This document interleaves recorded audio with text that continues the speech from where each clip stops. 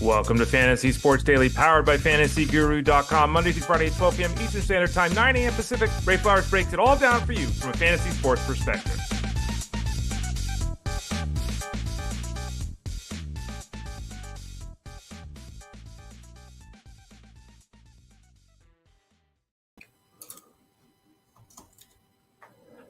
Hey there, everyone. Ray Flowers of FantasyGuru.com. Hope this show reaches you well. Hope you had a nice weekend.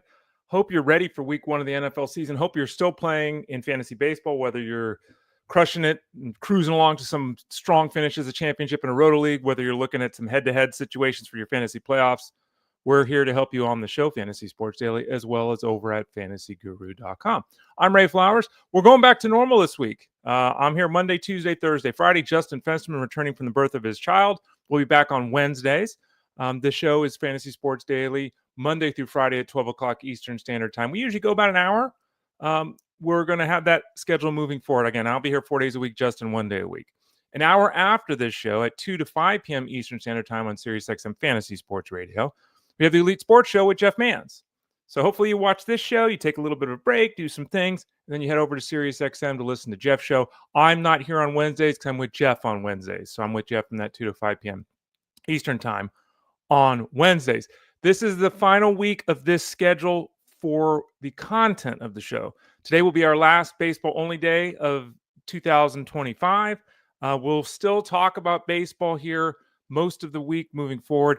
On Mondays, starting next week, obviously it's week one of the NFL season this week. Starting on Monday next week, it'll be all football on Monday. We'll review the Sunday action. So all football on Monday. Tuesdays, I'll do baseball.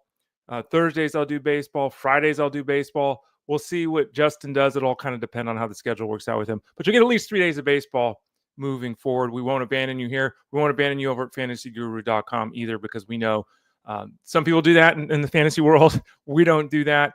We'll still have DFS coverage at FG. We'll still have wagering coverage at FG. We'll still have seasonal coverage at FantasyGuru.com. In fact, I just updated the rankings for the final time for 2025. So the rankings have been updated over at FantasyGuru.com. So who are the players that you need to be counting on down the stretch? Who the guys need to be worried about down the stretch? The rankings have been updated for the seasonal space over at FantasyGuru.com. Again, I'm Ray Flowers. You can follow me on all social medias. Well, most of them at least. At the Ray Flowers. So check it out over there. My workload will be changing up a little bit here in terms of my writing.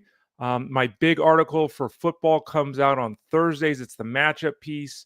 That article, depending upon the week, is 10, 11, 12, 13,000 words. It looks at matchups. It looks at recent performances. The article will obviously get more applicable and effective the deeper we get into the season. Week one, it's kind of tough because, we got coaching changes. We've got player movement. We got all kinds of things going on here. We don't have data for this year, draft, free agent signing, all this kind of stuff. So the article will get more, I think, helpful as we move forward. But check that out. That'll drop on Thursdays. I'll be over here in FantasyGuru.com's Discord rooms, answering questions, all that. And please remember, I know it comes up every week. I don't take start-sit questions until Wednesday each week. There's no need to be setting a lineup on a Monday or Tuesday. There's no need to do it. I don't take questions until Wednesday each week, so please hold off on those questions until at least Wednesday of each week. All right, what are we talking about today? Let's throw it up on the screen. There we go. The rankings we just talked about, they've been updated for the final time. I noted this earlier too. I'm contemplating strongly going to next season. Normally, I update the rankings once the first of every month. I don't think I'm going to do that next year. I think we're just going to do all the preseason, updating them daily as needed, which changing the rankings 75 times in the preseason is what we do. I'll do that again, of course.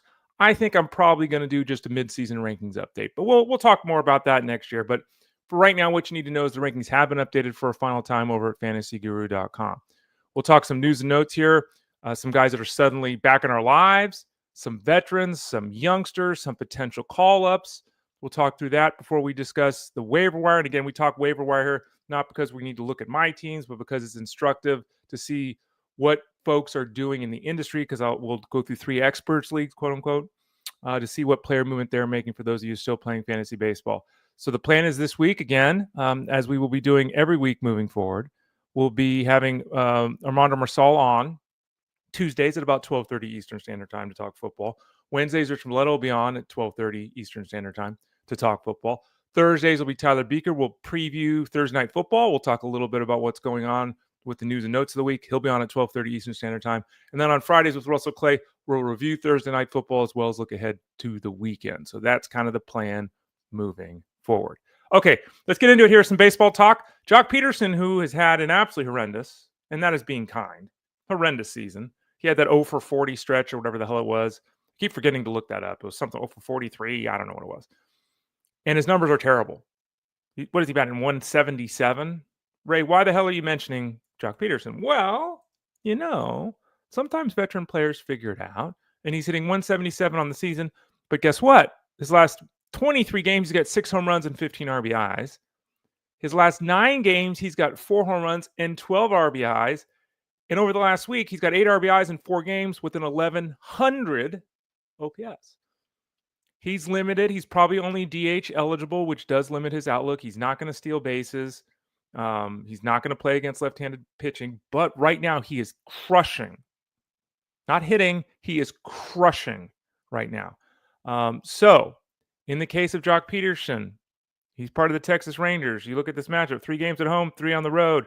This is a pretty good scenario for him moving forward to have some success against that right-handed pitching scenario. So check that out over at fantasyguru.com. We've got our weekly article that comes out. Joey Shiner who does the weekly planner. That's up. You can see the player grid, how many games being played, home and away, pitching matchups, all that kind of stuff. So you might want to check that out as well over at fantasyguru.com. If you want to get the baseball package, by the way, if you just want to see what we got, what we're doing, you want to get involved with DFS seasonal and wagering down the stretch here, send a note to support at fantasyguru.com and say, hey, Ted, what can you do for me? 1 month left in the season. You get all the baseball coverage we got. Send a note to support at fantasyguru.com and get signed up. By the way, this show, I didn't even mention it. You all know, right? At this show, there's so many ways to watch this show.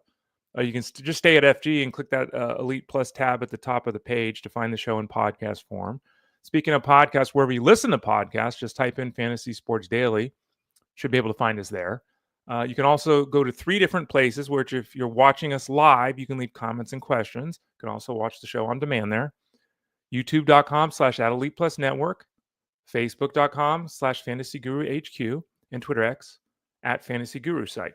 So take advantage of that if you would like. Josh Jung of the Rangers, someone I had high hopes for this season, who is much like Jock Pederson, just hasn't, right? Just hasn't happened. It's starting to happen here down the stretch. 2 for 5 hit his 13th home run of the season here.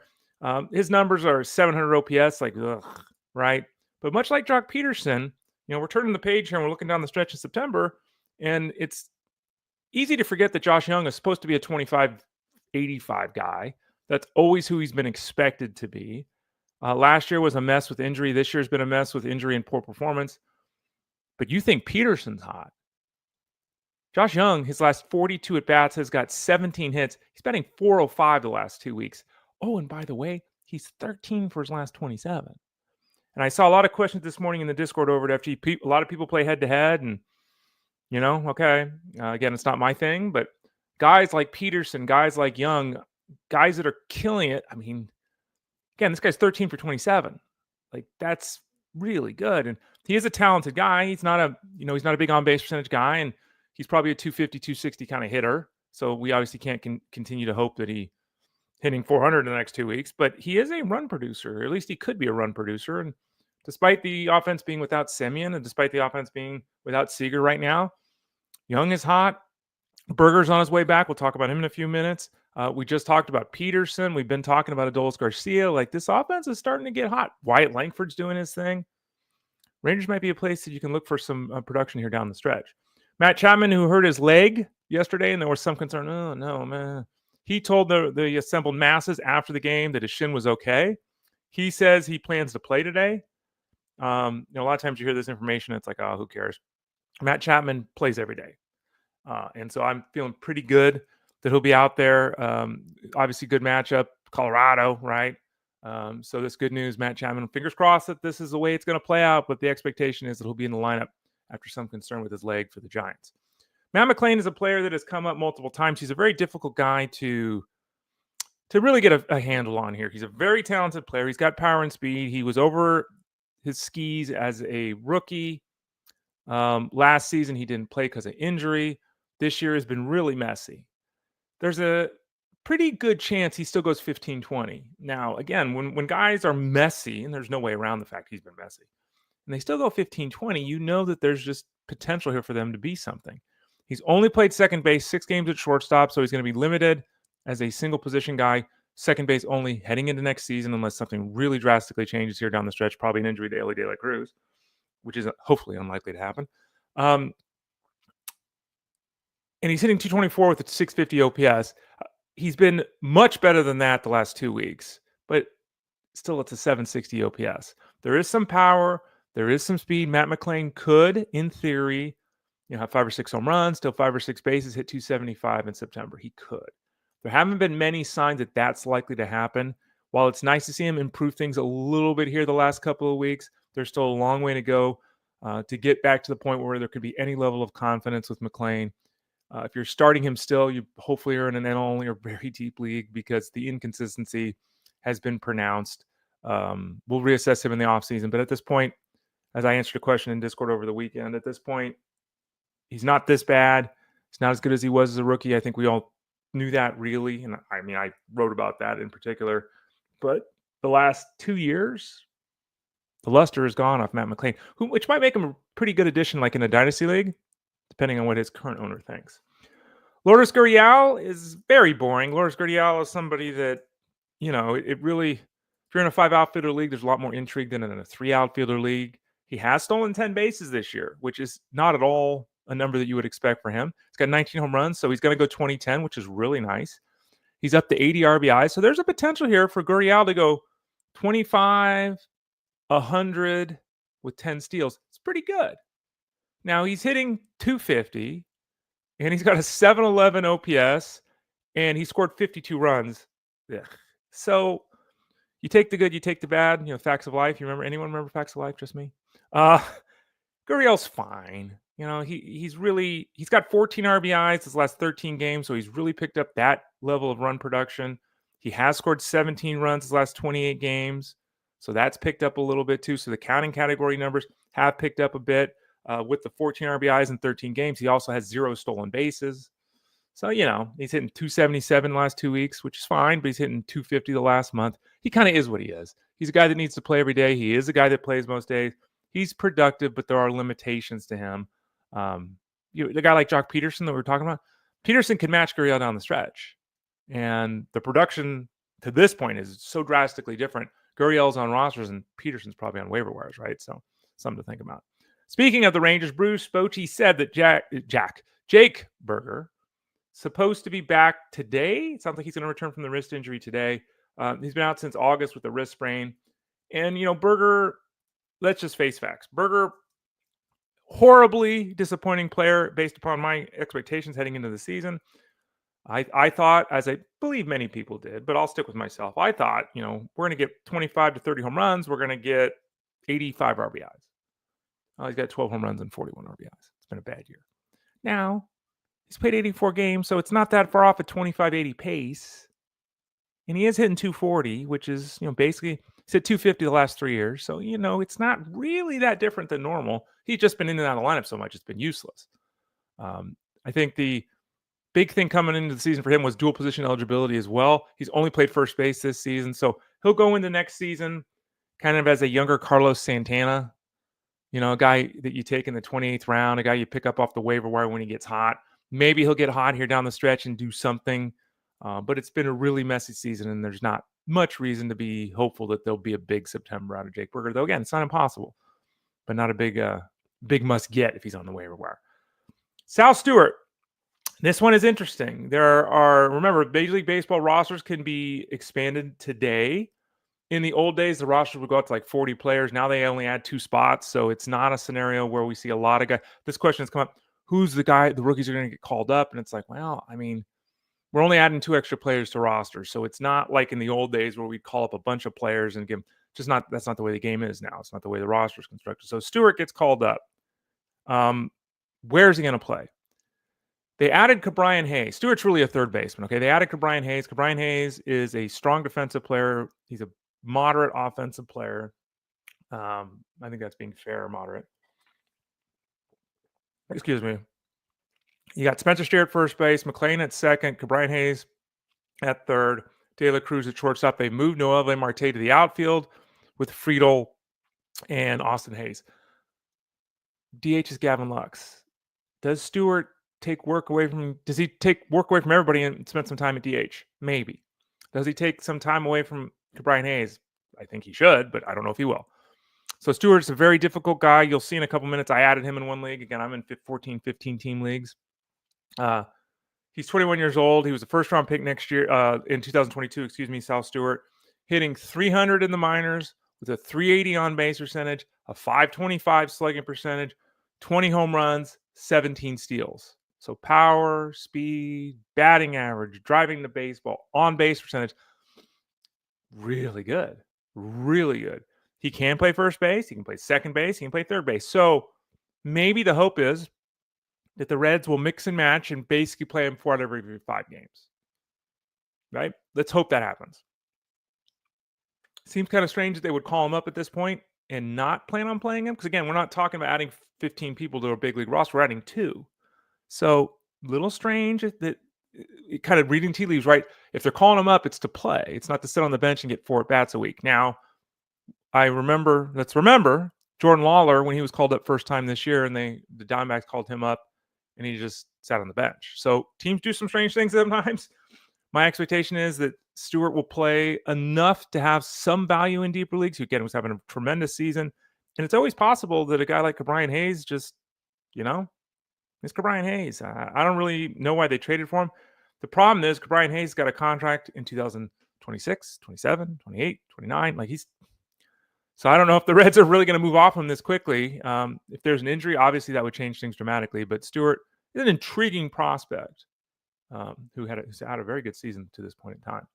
Speaking of youngsters, Kristian Campbell, who obviously was great in spring and then struggled in early season work, was demoted. They had him work at first base because they had a weakness at first base that they've since filled, the Red Sox, with Nathaniel Lowe.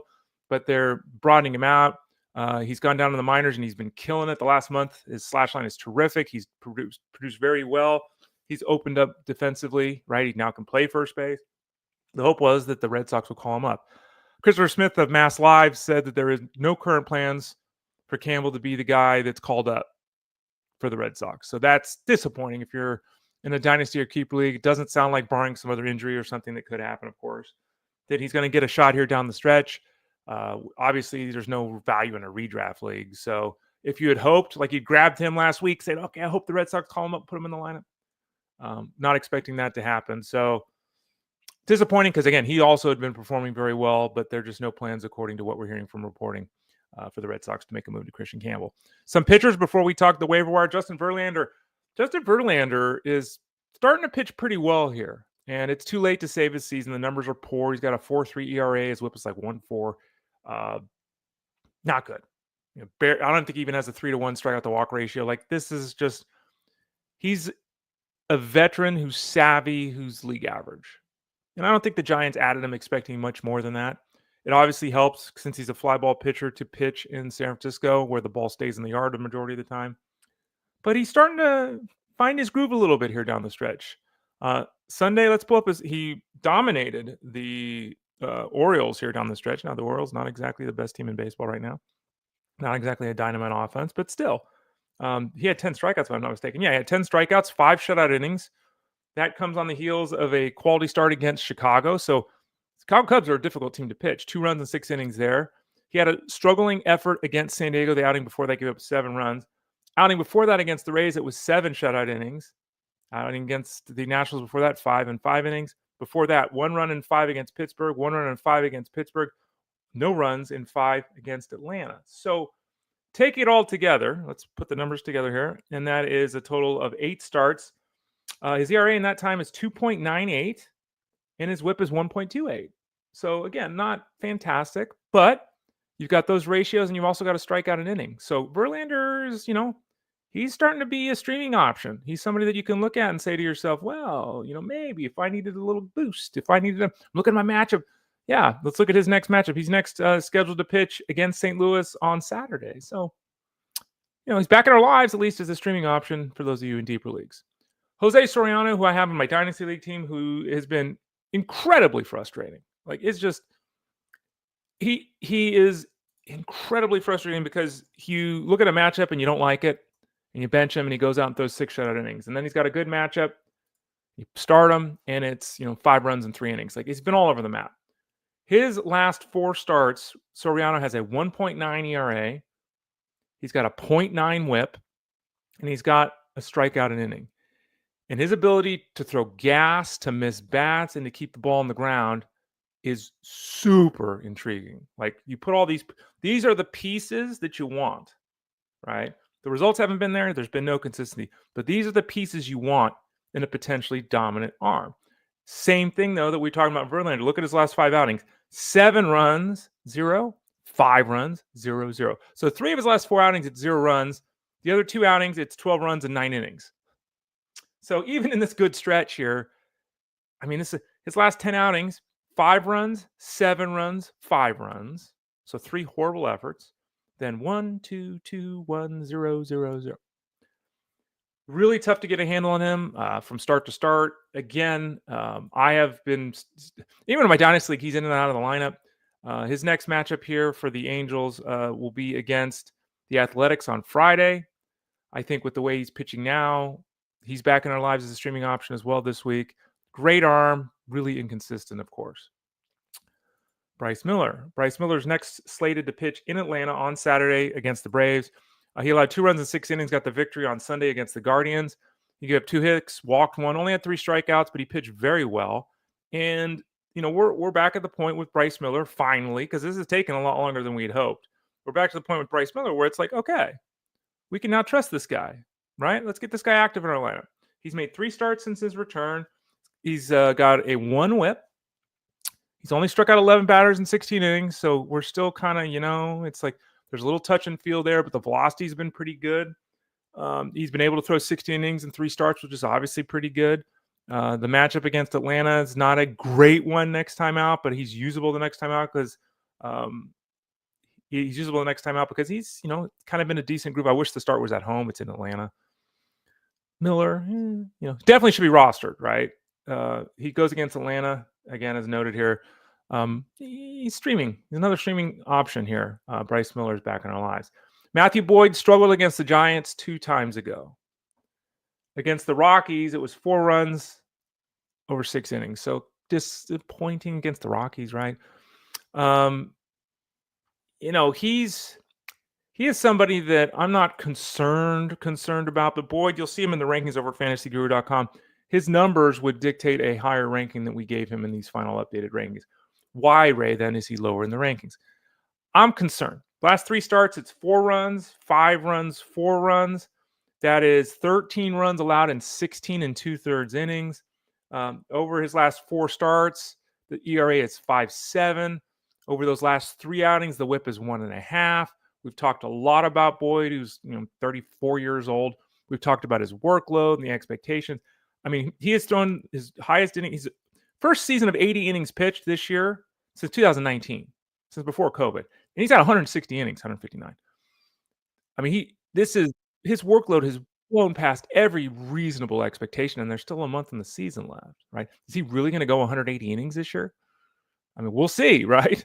But as we talk about all the time, 1, will the team let him do that? 2, can the player hold up physically to do that? And then 3, even if the player can get 1 and 2 in his corner, what does the performance look like? And I'm concerned that Boyd is running out of steam here. So we'll continue to monitor it closely. His next outing, it's a very important outing because, again, he's been somebody that everyone has been leaning on, obviously. He's been one of the best additions in fantasy baseball this season. He is set to face the Nationals on Saturday, so that is a winnable matchup for Boyd. If he struggles there against the Nationals, I think we probably will have our answer, which will be concern moving forward.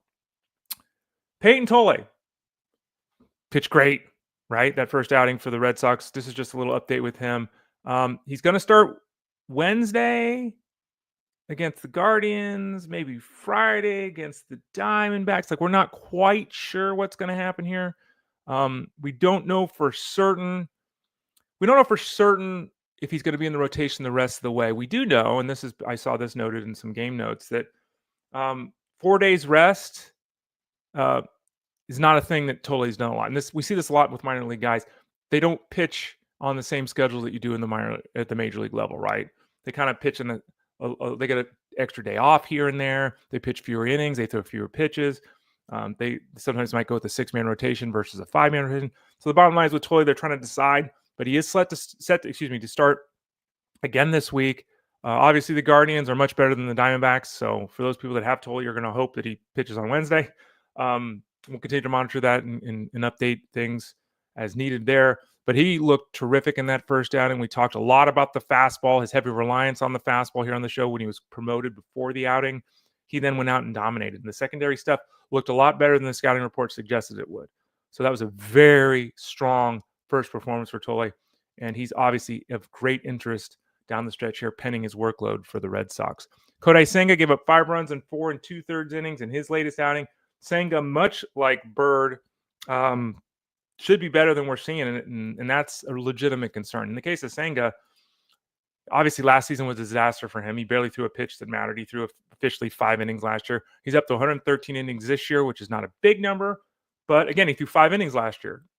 You look at his performances of late here, and it's starting to get messy. His last 3 outings, he's given up 13 runs in 13 innings. I mean, this is not, and you look at these walk totals, 2, 3, and 2. It's not the walks. He's getting hit. He's given up a lot of base hits. He's given up 24 base hits his last 19 innings. Add in 8 walks. He's got a 1.7 whip his last 4 outings. So much like Boyd, Senga should be better than this. Much like Boyd, there is legitimate concern. And if you look at Senga, his last 10 outings, 10. This goes all the way back to June because of his health issues this year. His last 10 outings, 0 times has he gone 6 innings. 0. Kodai Senga limping to the finish line, and the Mets and fantasy folks need him a little bit. Finally, before we talk some waiver wire, just to update, you probably saw this over the weekend. We still have no clarity as to what's going on with Luis Ortiz and Emmanuel Clase, though Major League Baseball did say that they're going to remain on the non-disciplinary paid leave list until further notice. They're not pitching again this season. Even if something miraculous happens, Ortiz and Clase are not eligible for the postseason. If the the Guardians get there, and it doesn't matter, they can't pitch anyway. I think given the length of this, is his career over? I mean, this, to me, my way of thinking is they're going to dotting their I's, crossing their T's, and they're taking so much time to make sure everything is just right, because this is going to be bad for the players. We'll see. Remember, they're accused of fudging pitches on gambling. So we'll see. But Emmanuel Clase, who has been the best closer in baseball for the last handful of years, completely unclear when we're going to see him on a big league diamond, if ever again. Slim Shady's got a question here, and this is the time of year where we're dotting I's, crossing T's, all that kind of good stuff. And the question is, it's playoff times. Do you trust Morton today against the Mets? And I say this all the time, Slim. I trust about 25 pitchers. Okay. Trust is not a word I use for pitchers, ever. No. Do I trust Morton? Absolutely not. 100%. No, I do not trust Morton. That's a different question, though, than when I use him in this matchup between the Tigers and the Mets. I think that if you're looking at the slate today, there's 13 games on the slate. He's a bottom half pitcher today. So I'd probably say, he's pitcher 15, 17, something like that. You look at his performances of late. He's been going deeper into games. He's gone 6 innings in 4 of his last 6 outings, which is really nice. He's given up 4 home runs, though, in 4 games. He is bringing the strikeout as Morton. That is something he's continued to do. I would say I don't trust him against the Mets. I would say pending your matchup, he's a maybe. He's a maybe. I would lean more toward no than yes. But again, and I don't mean to be non-answering here. This question like this comes up a lot. I just can't. You're in the fantasy playoffs. Okay, so it's a head-to-head matchup. What does the rest of your week look like? Who else do you have to pitch? How many starts are you predicted to make versus your opponent? Can you make moves within the week on the waiver wire? Can you add pitchers off are we streaming pit? Like, it's just really difficult. My lean would be no, don't start him today. But again, I would say average to below average start in that matchup today. J-Dub 40, AL only pitcher this week. Need Warren, Mize, Seymour. Again, this is another, just to say it, this is why I hate, I really hate head-to-head, because I'm telling people to bench Jaron Duran and stuff. I was doing that earlier today. It's just awful. Okay, this is really not the right place to do this, J-Dub. We're going to do it really quickly here because I don't know the matchups, everything, and who everyone's facing this week. Will Warren set to face Houston in Houston. Casey Mize, who struggled a little bit of late, set to face the Mets on Wednesday. And then Ian Seymour is looking at pitching against Cleveland. Seymour has been very effective in terms of bat missing. He's been moderately effective at getting outs. I would say, even with the matchup with Cleveland, he did pitch 5 shutout innings against them 2 times out on the 25th of August. So that's intriguing. Mize is slowed a little bit of late. Warren is always somebody that can bring a dominant effort, though he has been really wonky as well. The home run's starting to bite him a little bit. Last 3 times out for Warren, he's only struck out 3 guys. So I think it's really down to the other 2, Seymour and Mize. I'll lean Seymour. But yeah, again, it's really tough to make something like this on the fly here for you, J-Dub. All right, let's talk a little bit about the waiver wire. Let's look at the list there on the screen for those of you watching along. LABR, 15-team mixed league, 14 hitters, 9 pitchers, traditional 5x5. In this league, you can't pick players up for $0. So you have to be picking guys up for at least $1 on the waiver wire. My current injured list in this league includes Jonathan Aranda, Evan Carter, Tristan Casas, Brandon Donovan, Max Muncy, Nolan Shanuel. Right? Like, come on. That's really... I'm in 8th place out of 15, which is not bad given that group, given all the injuries I've dealt with. As you can see here, I added Jordan Lawler. I blew my budget. So I have no money left to spend the rest of the season. So this is it. I'm not winning this league anyway, so I went for it. I love Jordan Lawler. Jordan Lawler could be a dynamic player in this league. We've talked about it a lot. Could go 30-30. He struggled in his first opportunity this year. He struggled with health, all this kind of stuff. But just play him every day, Diamondbacks. Right? Just play him every day. So we'll see. But again, I got him. I added him into my lineup.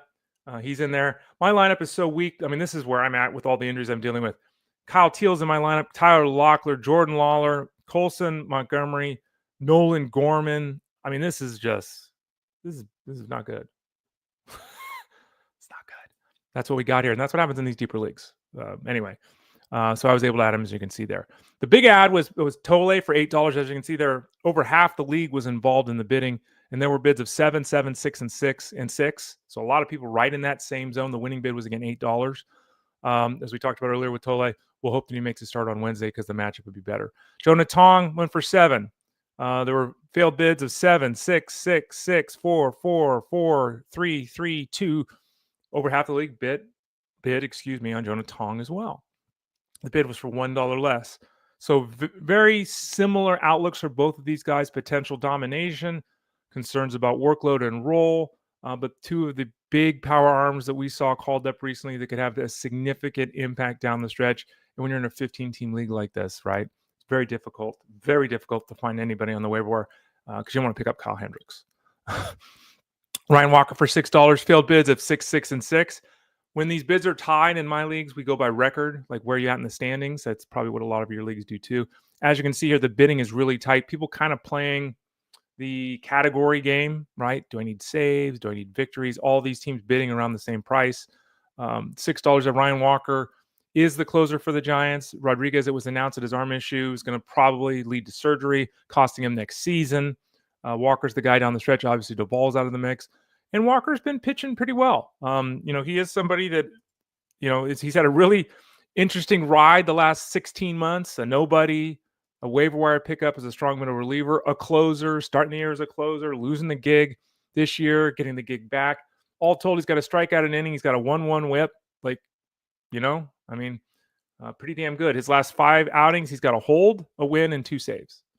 So he's well worth the addition at this price point. Ian Seymour, who we just talked about, again, about half the league bid on Ian Seymour. He went for $3, so a little bit less than the other guys on the hill. Lorenzo for 2 with the failed bids of 1. Lorenzen, This is the game you play in a 15-team league when you get low on funds. I can't bid on Tolle. I can't bid on Tong. I can't bid on Seymour. I'm just not going to have enough. Hey, give me Lorenzen. Lorenzen's set to face the Angels today or tomorrow, excuse me. That's a good matchup. Next time out, potentially 2-start guy this week against Minnesota. That's not a scary matchup. So that's, Rudy Gamble being a smart guy there, picking up him for $2, hoping to get a couple of starts. Luis Matos bids here. I was one of the guys that bid $1. $2. Matos for the Giants is, he's playing every day now. He's not a failed prospect, but a guy who's taken longer to arrive at the big league level than they hoped, and the expectations are pulled back from where they once were. But over the last 11 games, 3 home runs, 2 steals. He scored 10 times, batting .426. I actually bid on Luis Matos in multiple leagues. I didn't get him in any of the leagues I bid on because in this league I got Lawler. In the other league, Tout Wars, we're going to talk about, I got Mike Yastrzemski. But I bid on Matos everywhere, trying to ride the hot hand for a little bit.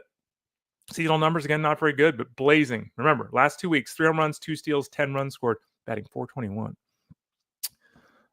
Brooks Baldwin for $1, Zach Galoff for $1, Jock Pederson for $1. We talked about Pederson. Galoff has done nothing since the promotion, but as we've discussed many, many times, is a 2020 talent. And then Carson Williams. Carson Williams, the question with him, as we discussed when he was called up, the real question is, when is Kim back and what does that look to the playing time?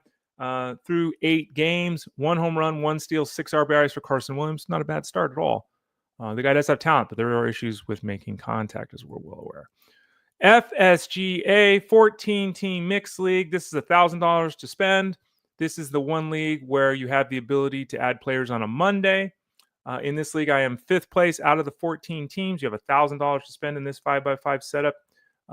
My team, if you look at that down the list, I failed on, because again, I have no money left because I've been plugging holes all season long. I failed on Mike Yastrzemski. I got Sal Stewart. We talked about Sal Stewart. If you missed that, rewind here and look at the previous discussion on Stewart. So I added Stewart there in this setup. I also this morning went, and if I can find the way to get to the website, here we go. I also went this morning and made another move. I added Troy Johnston for free when the open waiver wire period starts. Johnston of the Marlins has played 10 games at an outfield and first base, so he qualifies at both positions. I will put him in the outfield. The last 12 games, he's batting .350 with an .830 on base percentage. Sexy or exciting, no, but a free pickup to plug a hole. Why am I plugging holes? Parker Meadows is still out. Evan Carter went back on the injured list. Nolan Shanuel is out. He's still on the injured list right now, so I'm just bleeding. I got Matt Chapman, who should play, right? But he's beat up too, so my team rough. But to note Yastrzemski, who I did get in Roto-Wire and Tout Wars. I can't remember the name of the team. Who I did get in Tout Wars. We'll talk about in a second. I've written about him over in Raised Plays at FantasyGuru.com for DFS. Yastrzemski has been batting leadoff. He has been killing it of late. The last week, .450 on base percentage. The last 2 weeks, .409 on base percentage. The last 3 weeks, a .390 on base percentage, 5 home runs, and 14 runs scored in 16 games. He's hitting in front of Garcia. He's hitting in front of Witt. He's getting on base, and he's scoring a ton of runs. All right. So he's hot right now, and as you can see there, he went for $4. Wish I had an extra $1 to spend. I just didn't have the money. Luis Matos goes for $2 in this league. We talked about him. Jock Pederson, $2. So they're the lower bids. Luis Morales was added for $5. Shane Smith was added for $5. Both to Dr. Roto. Morales has got 2 starts this week. Morales has got some really nice stuff. There are concerns about his control. Matchups this week aren't great. I think Morales is as an ad. Totally get it. 2 starts again, deep league. Little reluctant to go all in on him this week, but certainly like what we have seen to this point in time with him. Shane Smith continues to get outs without being sexy. Shawn Armstrong is the closer for the Rangers, so that's a good addition. Absolutely for $6 there to FTN. Javier Assad for $7. I don't care. Addison Barger, $16. In theory, this makes a lot of sense, but as you can tell here, when Barger is dropped in a 14-team league, why? Well, he's hitting 160 the last 2 weeks. And the last month, he's batting .210 with a .550 on base percent, a .550 OPS, excuse me. He's had a really good season, but the returns the last month are very poor. So he's basically trending toward being league average this year, which again, according to expectations, is fantastic. Is that somebody you want to ride down the stretch? No. Okay, next up, Blaze Alexander, who's been playing on a daily basis for the Diamondbacks. This one is interesting because I don't know if Blaze Alexander stays in the lineup now. Now, it really depends upon what the Diamondbacks do with Jordan Lawler. Again, you add Jordan Lawler, he should be playing every day. He's not going to play second base. That's Ketel Marte. He's not going to play shortstop. That's Geraldo Perdomo.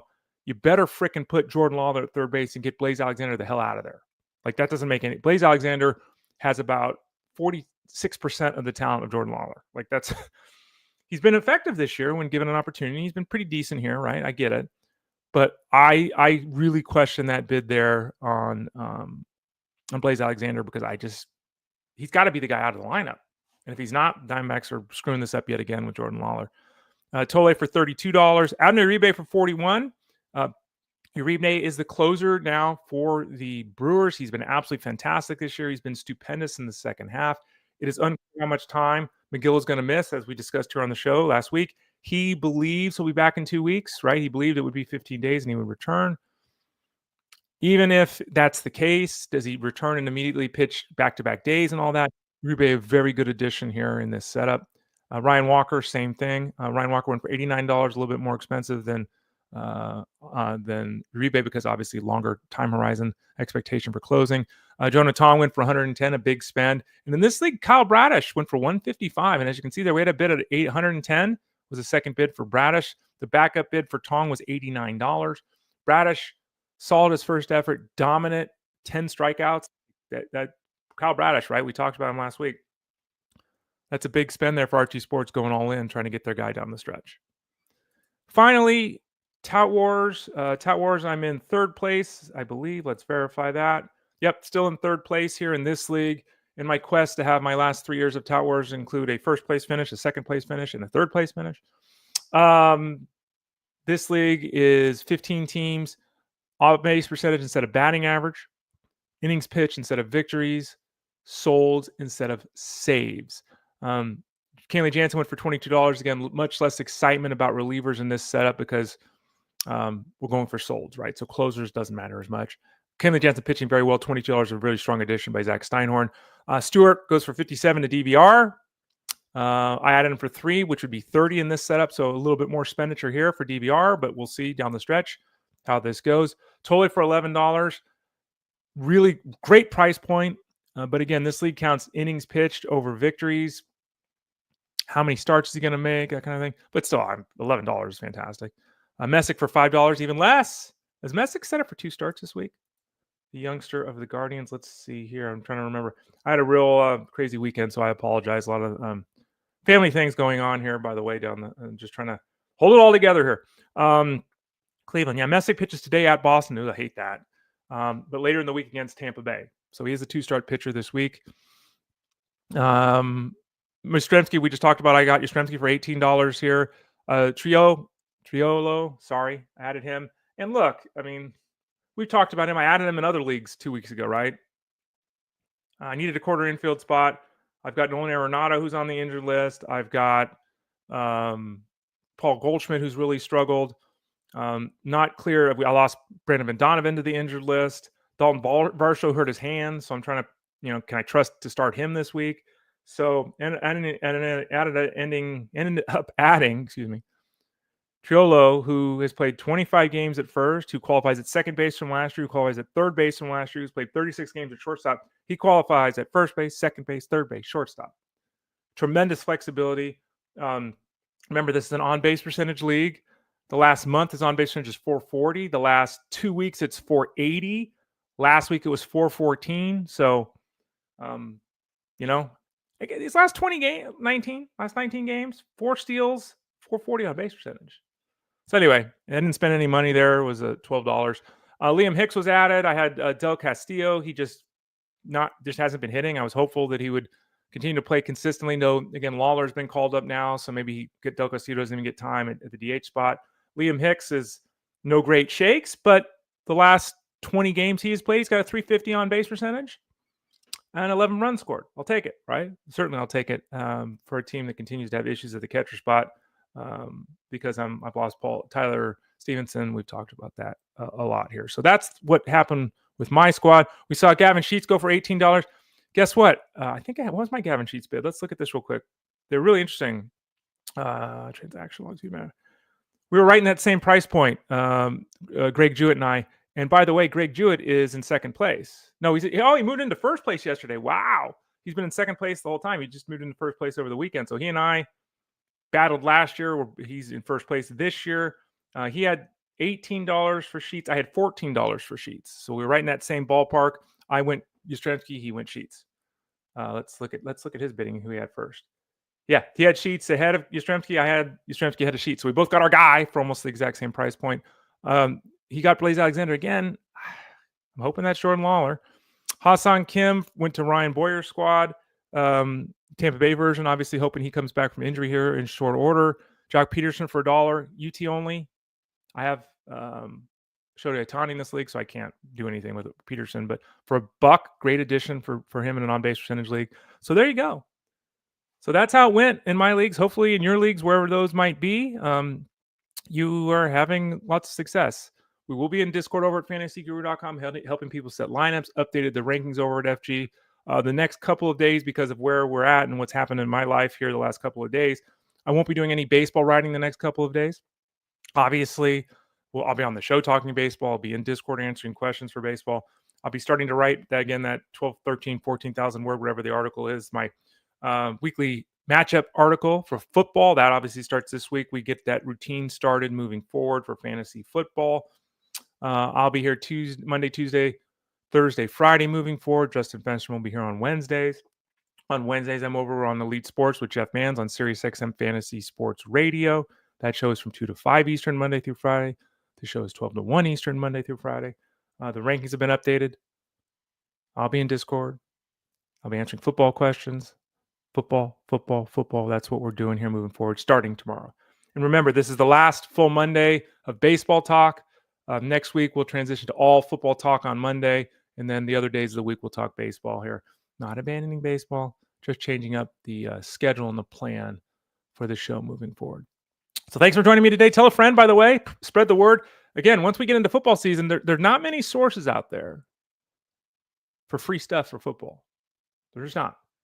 Now, to get the rankings and all that stuff, you got to go to fantasyguru.com, click the subscribe tab in the top right corner, get signed up for the product over at FG. Remember, when you do that, what do you get? You get everything all season long. You see the link there on the screen. Get signed up with us over at fantasyguru.com. Get the rankings, get access to Discord, get access to the articles, all of the information, get live streams, any podcasts we do, all that kind of stuff. Click the subscribe tab in the top right corner. Send a note to support at fantasyguru.com. Get signed up now, because it's a long season. There's going to be bumps and bruises. There's going to be ups and downs. Sometimes we'll push you to somebody that's a great hit. Sometimes we'll pull you back from making a mistake on the waiver wire. That's what we at least try to do over at fantasyguru.com. So head over there, get signed up, send a note to support at fantasyguru.com, or just click that subscribe tab in the top right corner. Get signed up for the DFS football product, the wagering football product, or the seasonal football product. Get 2 of the 3. Get all 3 of them. Get Elite Platinum VIP and get everything we do for every sport. Whatever you've got a desire to do, we can help you out with it over at fantasyguru.com. So I'm Ray Flowers. I'll be back here tomorrow at 12 o'clock Eastern Standard Time for Fantasy Sports Daily. We'll spend the first half of the show talking baseball. We'll spend the second half of the show getting ready for week 1, talking football with Armando Marsal. I'm Ray Flowers. This has been Fantasy Sports Daily, powered by fantasyguru.com.